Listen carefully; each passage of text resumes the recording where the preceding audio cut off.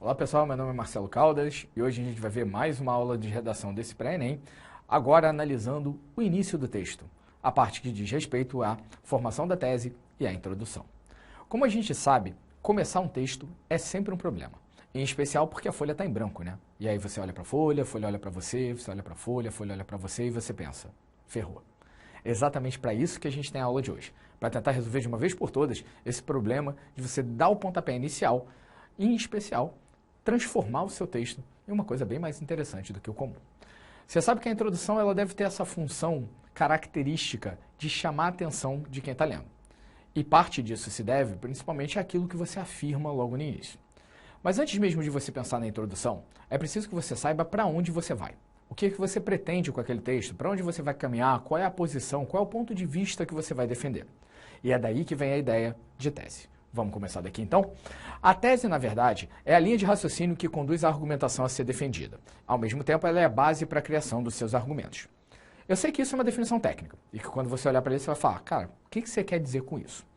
Mas a ideia é a seguinte, a gente sabe que quando aparece o tema, alguma posição precisa ser escolhida, mesmo que o tema não te faça uma pergunta. Você tem que, no mínimo, saber se você concorda, discorda, aceita, não aceita, acha válido ou não acha válido.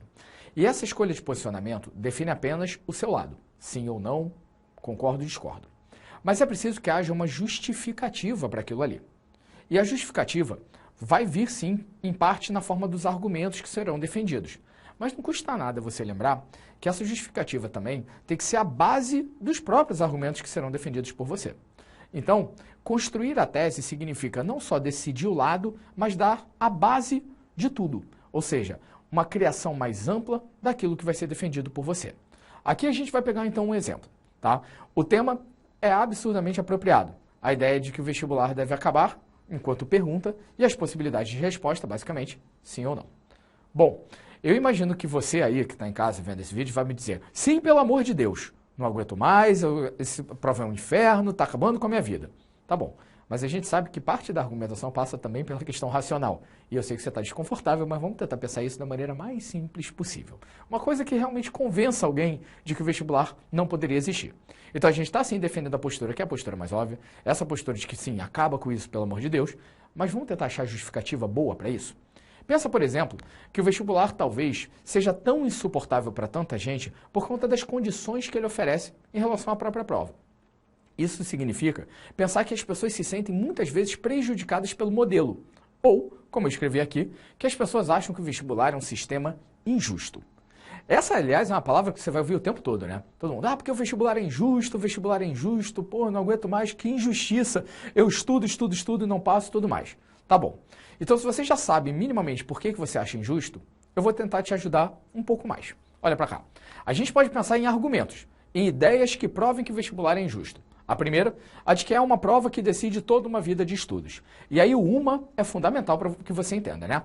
Quando você está falando de uma prova, você está falando de um dia, 2 dias, em que você coloca em jogo toda a sua vida.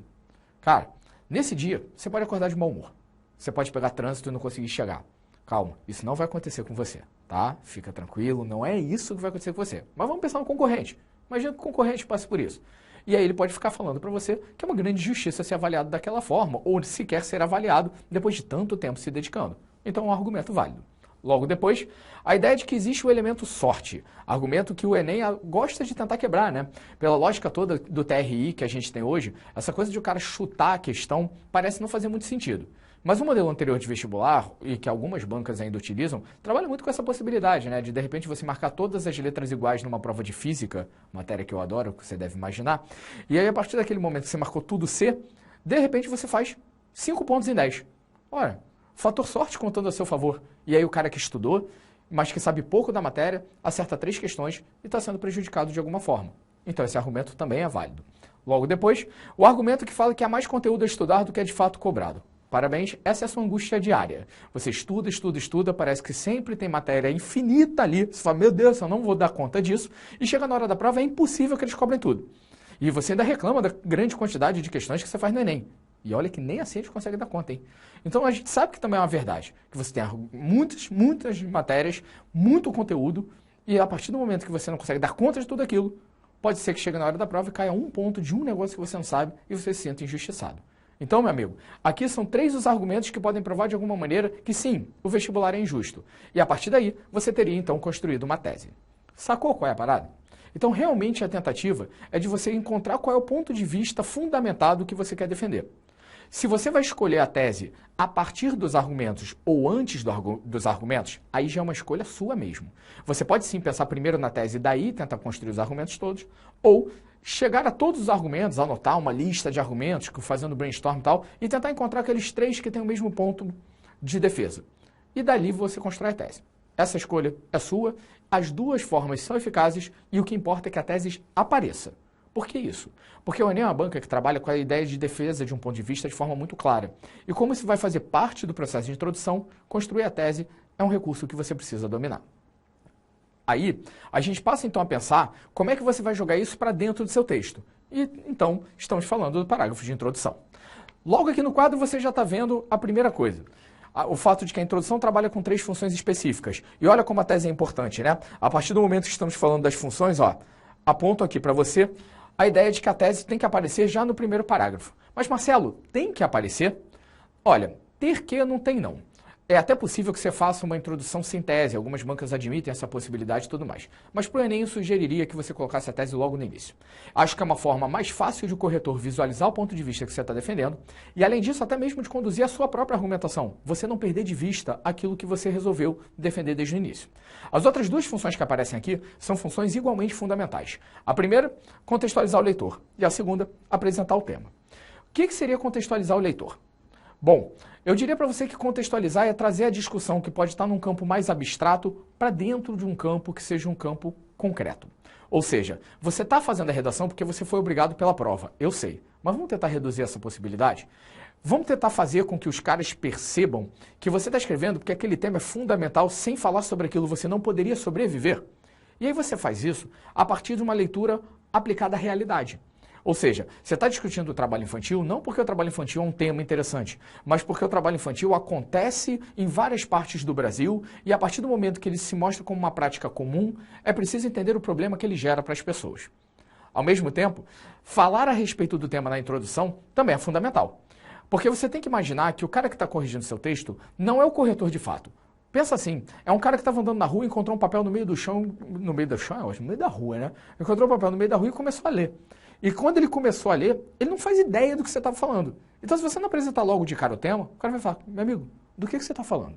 Imagina em relação até ao tema que a gente estava falando antes, né? Se o vestibular deve ou não acabar. Aí a proposta de tema é, o vestibular deve acabar? Pergunta, né? E aí o cara começa a introdução. Sim. Sim o quê, meu amigo? Como assim sim? Então, o mínimo que você tem que fazer é colocar a sua pergunta lá no início, tá? Mas igual? Claro que não. Aí vem aquela característica que a gente já sabe que todo bom aluno tem. A capacidade de parafrasear as coisas. Como assim parafrasear? Escrever a mesma coisa, com outras palavras. Isso eu confio na sua capacidade e confio principalmente na sua carga de leitura. Não acho que vai ser um problema para você. Bom, além das funções, você pode tentar também pensar em como você vai fazer a introdução de maneira mais interessante. Talvez você se pergunte por que você faria a introdução mais interessante do que as outras. Eu tenho uma teoria de que um corretor deve ficar bastante enfadado de ficar lendo 1000 vezes a mesma coisa. E que você começar o texto já com o pé na porta, com uma introdução fantástica, deve fazer com que o cara já abra um sorriso e pense, porra, essa redação vale a pena ser analisada. Se for por aí, eu acho que você pode pensar em todas essas estratégias que estão aqui no quadro. A primeira, na verdade, nem é uma estratégia que a gente chamaria de diferencial. A introdução tradicional seria aquela que trabalharia de forma bastante simples, apresentando, por exemplo, o tema com frases de apoio como muitos têm discutido sobre, quando analisa a questão do ou da, alguma coisa nesse sentido. A base histórica já parece ser algo mais legal, mais interessante, um certo diferencial. De repente, começar a falar da história do país, mostrando que você tem um conhecimento para além do texto, chama a atenção do cara. É uma boa tentativa. A situação concreta, que aparece aqui como terceira possibilidade, é nada mais nada menos do que você, a partir de um exemplo, de uma evidência, de uma situação que você vê acontecer no dia a dia, tentar trazer a discussão.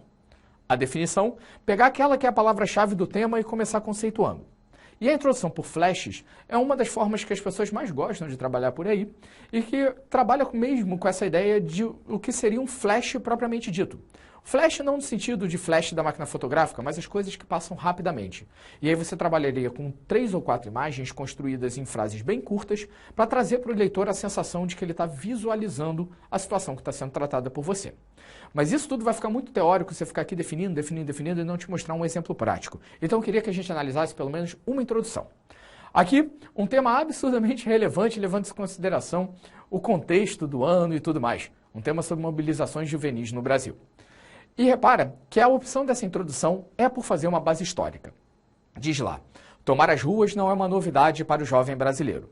Seja nas diretas já, seja nos caras pintadas, a verdade é que desde que se fala de democracia no país, essa parcela da juventude acostumou-se a querer ter sua voz ouvida. Olha que interessante. As duas referências que aparecem aqui, tanto as diretas já, quanto a referência aos caras pintadas, são referências conhecidas na nossa história, que no primeiro momento podem até soar como clichê, você pensar, mas todo mundo vai falar disso, mas que são muito bem trabalhadas dentro da lógica do que seja uma mobilização juvenil. Esse que é o nosso tema. Ok? Então aparecem os dois elementos de uma forma contextual, hiper interessante em relação à ideia de história do Brasil, para que você possa justificar tudo aquilo. Essa introdução ainda não acabou, como você pode perceber, ó, a gente vai continuar ali. Mas nota que logo de cara o que ele está fazendo é trazer para você o contexto a partir de uma discussão histórica e deixando claro que ele não está falando apenas da história, porque nessa primeira frase que aparece aqui, ó, quando ele fala para você, tomar as ruas não é uma novidade para o jovem brasileiro, me parece que ele está falando de algo extremamente pontual, contemporâneo. Então deve ser daí que a coisa toda caminha. Logo depois, você vê a continuação. E aqui, meu amigo, vem a palavra que garante essa passagem do contexto histórico para o momento atual. Hoje, diante do atual quadro da política brasileira, é compreensível que ela saia do computador e encare a vida real. Então, ó, nesse trecho aqui, você vê claramente aparecer a ideia que vai ser apresentada como uma referência contextual deste momento. E a partir daí, vem o ponto de vista. O problema é que muitas vezes sua postura parece ser mais alienada do que engajada, e é preciso analisar cuidadosamente os motivos que levam a isso. Vamos juntar as duas partes da matéria agora? Lembra que a gente está falando de tese no início e agora está falando de introdução? E que a gente falou que as funções eram apresentar o tema, contextualizar e trazer a tese dentro da introdução? Olha aí, a gente já viu onde estava o contexto, já viu onde estava o tema, porque ele está falando sobre mobilizações, e falta encarar o quê? A tese. E a tese aparece, ó, exatamente aqui, quando ele fala para você que o problema é que muitas vezes sua postura parece ser mais alienada do que engajada. A última frase é apenas uma frase de preparação para o argumento, mas a pergunta que o leitor vai fazer é: por que a postura parece ser mais alienada do que engajada? E é na resposta dessa pergunta que você vai encontrar os seus argumentos e a defesa concreta do ponto de vista. Se você parte, então, no primeiro parágrafo, de uma construção parecida com essa e que traz a base de tudo que vai ser defendido depois, provavelmente o seu leitor passa a encarar o texto de uma maneira muito mais positiva. Ou seja, o cuidado com o primeiro parágrafo é fundamental para que a nota 1000 que você tanto deseja possa finalmente ser alcançada.